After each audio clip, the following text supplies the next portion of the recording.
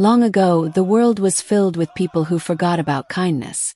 Villages were noisy with arguments, selfishness, and greed. People worked only for themselves, and their hearts had turned away from God.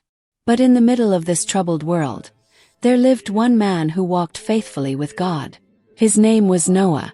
Noah was an elderly but strong man, wise and gentle, with a heart full of trust. While others quarreled, Noah listened to God's voice and lived in peace. One day, God spoke to Noah. He told him that the world had become filled with violence and wrong. God had decided to send a great flood to wash the earth clean. But he would save Noah and his family, because Noah was righteous. God gave Noah very special instructions. He was to build a huge ark, a safe boat of wood, large enough for his family, and for 2 of every kind of animal on earth. It was an enormous task, but Noah obeyed. Day after day, Noah worked with his staff and tools, cutting and shaping wood. The people around him laughed and mocked. But Noah kept on, trusting God's command. Slowly, the ark began to rise, its mighty beams stretching high, a shelter of hope in the middle of a dry land. And when the ark was ready, God sent the animals.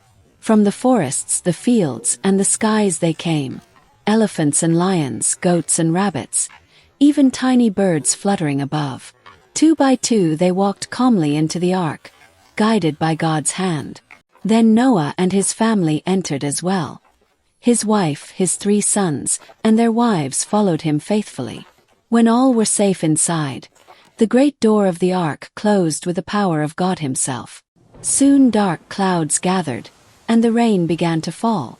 Drops became streams, and streams became floods, until the earth was covered with water and the tallest mountains disappeared beneath the waves.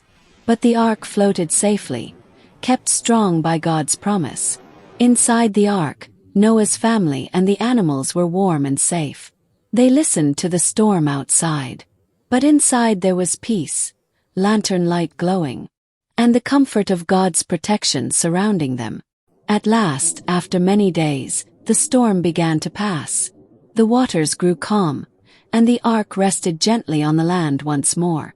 Noah released a dove, and it returned with a green olive leaf, a sign that the earth was alive again.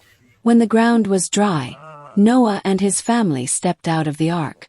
The animals walked beside them, filling the new land with life and sound. Noah built an altar of stone, and he gave thanks to God, who had protected them through the flood. Then God placed a great rainbow across the sky.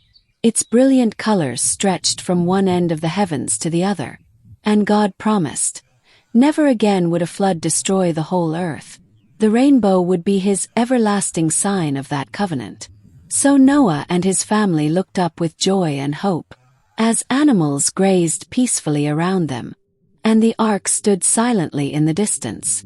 The rainbow shone brightly in the sunlight, a reminder of God's love, his promise, and his faithfulness forever.